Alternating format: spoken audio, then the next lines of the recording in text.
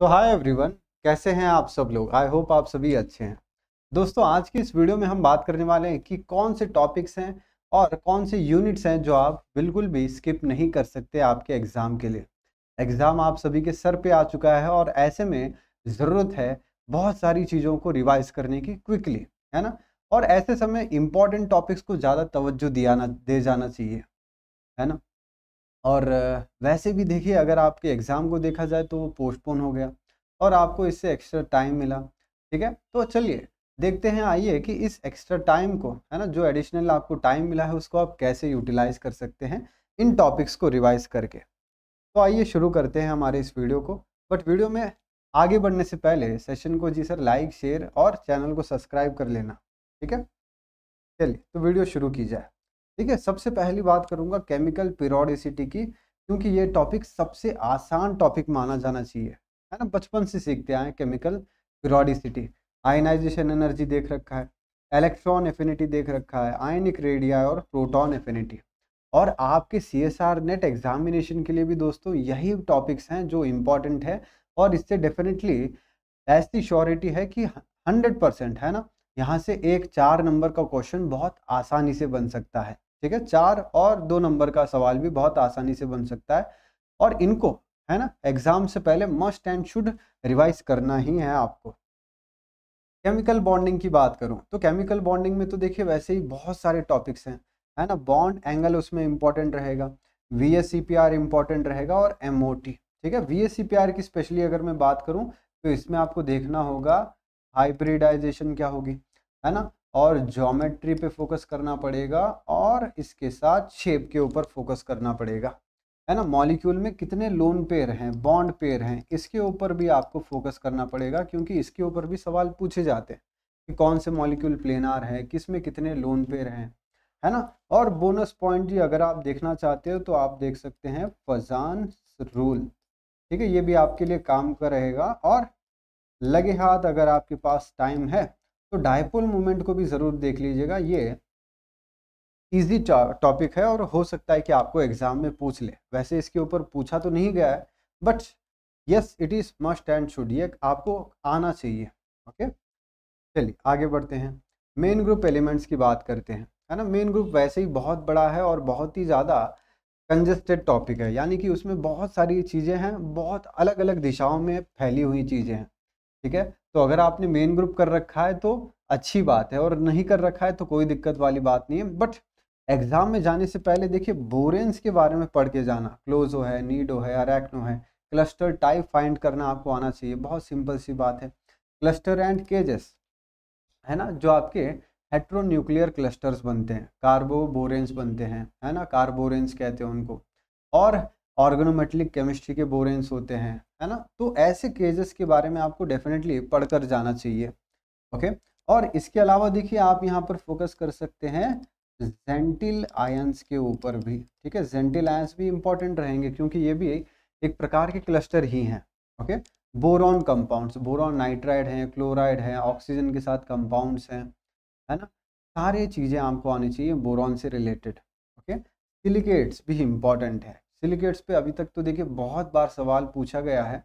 अब रिसेंटली इस पे बहुत ज़्यादा सवाल नहीं बने, तो ऐसी एक होप है, ऐसी एक आशा है कि इस बार भी इसके ऊपर सवाल बन जाए। ठीक है, तो इस कॉन्सेप्ट को डेफिनेटली करना है आपको। सल्फाजीन बिल्कुल भी मत स्किप करना, फॉस्फाजीन भी बिल्कुल भी मत स्किप करना, है ना। इसके ऊपर 4 नंबर में बहुत आसानी से सवाल बनने लायक क्वेश्चन बन सकते हैं। ठीक है, ऐसे कॉन्सेप्ट्स हैं आपके। और हैलाइट्स, फॉस्फोरस के हैलाइट्स हैं, है ना, इनको ध्यान से कर लीजिएगा। इंटर हैलोजन कंपाउंड्स है उसको ध्यान से कर लीजिएगा। ओके, तो ये सारी टॉपिक्स हैं। अब इससे ज़्यादा आपको इस समय तो नहीं करने की ज़रूरत है ना। यही चीज़ें आप करके जाइएगा। अगर इससे ज़्यादा आप सोच रहे हो कि पढ़ना है तो अगर आपने पहले पढ़ रखा है तो ही करना, अगर नहीं करा है तो बिल्कुल भी मत करना। ठीक है, क्योंकि आप और ज़्यादा कन्फ्यूज़ ही होंगे। ओके, मेन ग्रुप ऐसा टॉपिक ही है। ठीक है, चलिए अगला टॉपिक, कोऑर्डिनेशन कंपाउंड्स। ठीक है, VBT ज़रूर करना। मॉलिक्यूल्स की जो कोऑर्डिनेशन कंपाउंड्स होते हैं उसकी शेप है, हाइब्रिडाइजेशन है ना, अरेंजमेंट कैसी होती है, इनर स्पीयर है, आउटर स्पीयर है, मैग्नेटिक मूवमेंट, बहुत सारी चीज़ें हैं, इससे आप रिलेट कर सकते हो, तो ये आपको आना चाहिए। CFT क्रिस्टल फील्ड थ्योरी से आप इनऑर्गेनिक इलेक्ट्रॉनिक स्पेक्ट्रा को रिलेट कर सकते हैं, जॉन टेलर डिस्टॉर्शन देखने को मिलता है इसमें, और साथ ही साथ स्टेबल है या नहीं है, CFAC कैसे फाइंड करना है, ये छोटी मोटी जो चीज़ें हैं ना CFT से रिलेटेड, वो आपको डेफिनेटली आनी चाहिए। ओके, ऑर्गल डायग्राम्स ये मस्ट एंड शुड है ना, इसके ऊपर डेफिनेटली 4 नंबर में एक सवाल आराम से बन सकता है, और अगर बना तो TS डायग्राम के ऊपर भी सवाल पूछा जा सकता है। तो अगर आपने इसके ऊपर वीडियो नहीं देखा है तो इसके ऊपर मैंने कुछ शॉर्टकट वीडियोस भी बना रखे हैं, हमारे सेशंस में मैंने इसके ऊपर पढ़ा रखा है, तो वो आप देख सकते हैं। हाइड्रोलाइसिस रिएक्शन या फिर वाटर एक्सचेंज रिएक्शन है ना, सब्स्टिट्यूशन रिएक्शन कहते हैं, एडिशन है, एलिमिनेशन है, वगैरह वगैरह, जो कोऑर्डिनेशन कॉम्प्लेक्स में पॉसिबल है, उसमें देखिए सबसे इम्पॉर्टेंट है आपकी वाटर एक्सचेंज रिएक्शन। इसके ऊपर आपको सवाल पूछा जा सकता है। अब कोई कॉम्प्लेक्स इनर्ट है या फिर लेबाइल है, वो आपको आना चाहिए, है ना, इसके ऊपर भी सवाल पूछा जा सकता है। रेडॉक्स रिएक्शंस है ना, इनर स्पीयर है ISET, और आउटर स्पीयर इलेक्ट्रॉन ट्रांसफर, ये दोनों भी आपको आना चाहिए। इनमें से कोई एक के ऊपर आपको सवाल पूछा जा सकता है, या फिर आइसोमेरिज्म। आइसोमेरिज्म पे भी देखिए 4 नंबर का सवाल बहुत आराम से बन सकता है, या फिर अगर पूछा तो 2 नंबर में भी पूछ सकता है। रेदत और बेलार ट्विस्टिंग है ना, ये कॉन्सेप्ट पे अभी तक तो नहीं पूछा गया है, एक बहुत ही छोटा सा कॉन्सेप्ट है, 5-10 मिनट लगेंगे इसको समझने में, तो आप ये एक बार देख के ही जाना, है ना। स्पेक्ट्रल रिएक्शन, NO के साथ रिएक्शन करवा दी, है ना, तो NO की स्ट्रेचिंग फ्रीक्वेंसी क्या है, NO2 की स्ट्रेचिंग फ्रीक्वेंसी क्या है ना। मेटल की जो सिग्नल है वो कैसी आती है जी सर, PPS3 आ जाते हैं कभी कभार आपके कॉम्प्लेक्स में, है ना, NS3 है। तो ऐसे जो स्पेक्ट्रल रिएक्शन है उसके ऊपर आपको खासकर ध्यान देना होगा। ऑर्गेनोमेटलिक कंपाउंड्स, 18 इलेक्ट्रॉन रूल तो आना ही चाहिए, यही आपका आधा ऑर्गेनोमेटलिक केमिस्ट्री बना देगा। इसके अलावा देखिए oxidative addition, reductive elimination, cyclometalation, sigma bond metathesis, oxidative addition के अंदर एक और चीज़ आती है ऑक्सीडेटिव कपलिंग, वो सारी चीज़ें आपको आना चाहिए। ओके, बीटा हाइड्राइड एलिमिनेशन है, माइग्रेटरी इंसर्शन, ये कवर होते हैं रिएक्शन मैकेनिज्म में। तो रिएक्शन मैकेनिज्म का ये पार्ट बहुत ज़रूरी है गाइस, इसको मैं हाईलाइट कर देता हूँ। ये इससे एक सवाल बहुत आसानी से पूछ सकता है, ठीक है। Cluster, focus on structural arrangement, है ना, जैसे कि आपका Fe2CO9 है ना, कार्बोनिल के क्लस्टर जिसमें HNCC बनते हैं आपके, और LNCC आते हैं, ये सारी चीज़ें आपको आनी चाहिए। कैटालिसिस है ना, रे डिटरमिनिंग स्टेप आना चाहिए उसमें स्पेशली आपको, कि कौन सी रिएक्शन में कौन सा रे डिटरमाइनिंग स्टेप होगा, और कैटालाइटिक साइकिल तो पूरी तरीके से आपको आना ही चाहिए, कौन से स्टेप्स हैं वो सारी चीज़ें आपको आनी चाहिए। और स्ट्रक्चरल अरेंजमेंट, मान लीजिए कोई भी एक आपका स्पीशीज बन रहा है, तो उसमें आपके मेटल की ऑक्सीडेशन स्टेट क्या है ना, शेप क्या रहेगी, है ना, लो स्पिन है, हाई स्पिन है, ये आपको आना चाहिए, है ना, पैरामैग्नेटिक है या फिर डायामैग्नेटिक है, ये सारी चीज़ें आपको आनी चाहिए। मेटल हैलाइड क्लस्टर का वो जो आपका MOT है वो आपको आना चाहिए, इससे भी सवाल बहुत आसानी से बन सकता है, दिस इज़ ऑल्सो इम्पॉर्टेंट, ठीक है। ये सारी चीज़ें देखिए, और जो यूनिक रिएक्शन है ये भी आपको आनी चाहिए। और लास्टली देखिए एक और एडिशनल बोनस टॉपिक मैं कह सकता हूँ, वो है मेटलोसीन, ठीक है। मेटलोसीन भी आपका अच्छे से तैयार हो, ठीक है, इससे भी एक सवाल बन सकता है, ठीक है। चलिए बाय इनऑर्गेनिक में तो देखिए ये सारे टॉपिक जो मैं आपको दिखा रहा हूँ इसमें से कहीं से भी एक क्वेश्चन बन सकता है, ठीक है।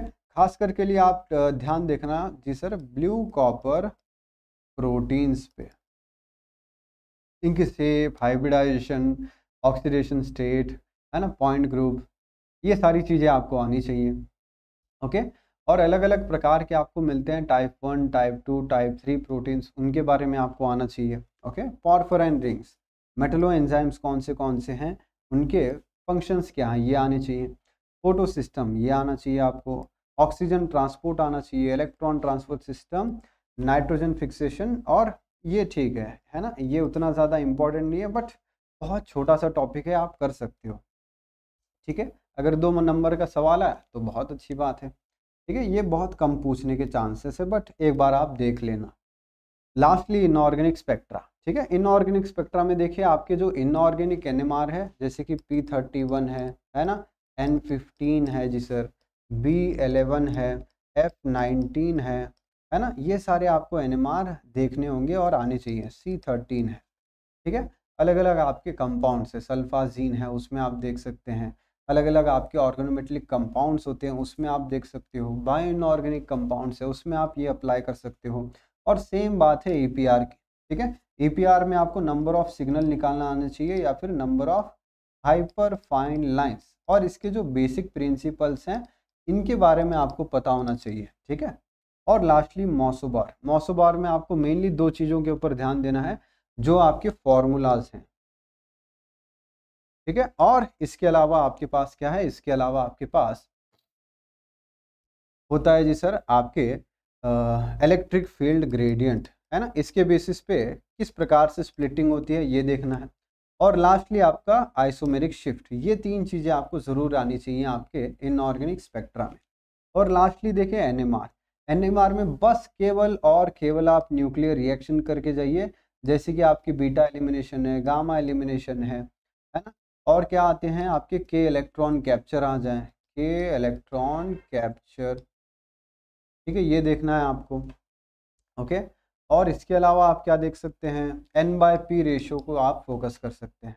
जो सारे न्यूक्लियर रिएक्शन है उसको एक बार आप अच्छे से देख के जाना, कौन से रिएक्शन में क्या एलिमिनेट हो रहा है और क्या आपका स्पीशीज बनता है और मास नंबर और एटॉमिक नंबर कैसे चेंज होते हैं, ये ज़रूर देखना आप, ओके। तो एकदम निश्चिंत होकर इन सारे टॉपिक्स को देख के जाइएगा, और मैं श्योरिटी के साथ कह सकता हूँ कि आपका ऑर्गेनिक इनऑर्गेनिक एकदम लाजवाब होगा एग्जाम में, ठीक है। तो बेस्ट ऑफ लक गाइस, बढ़िया तरीके से तैयारी कीजिएगा, बट जाना नहीं है। एक और चीज़ है आपको बतानी है ना, देखिए केमिकल साइंस है ना, ऑफलाइन की बैच शुरू हो चुकी है, तो जो जो ऑफलाइन की बैच में एनरोल करना चाहते हैं तो दे आर मोस्ट वेलकम, ठीक है। 11 जुलाई से ये बैच शुरू हो चुकी है, वी आर टारगेटिंग दिसंबर, ठीक है। और बहुत सारे फीचर्स हैं, मैं एक और वीडियो बनाऊंगा ऑफलाइन का जिसमें आपको फीचर्स गिनवा सकूं, बट फिलहाल के लिए बस मैं यही इंटीमेशन देना चाहता हूं। और अगर आपको और भी कुछ जानना है तो ये नंबर पे कॉल कीजिएगा। इसके अलावा देखिए, विक्ट्री सेलिब्रेशन ऑफर के तहत आपको फ्लैट 50% ऑफ मिलते हैं सारे MSc as well as PhD entrance courses पे। आपको यूज़ करना है IFAS 70 एज प्रोमो कोड, ठीक है। तो चलिए, होपफुली ये वीडियो आपको पसंद आया हो और इससे आपको मदद मिली हो, ठीक है। तो मिलते हैं अगली वीडियो में, तब तक के लिए थैंक यू सो मच और अच्छे से पढ़िएगा। Happy learning.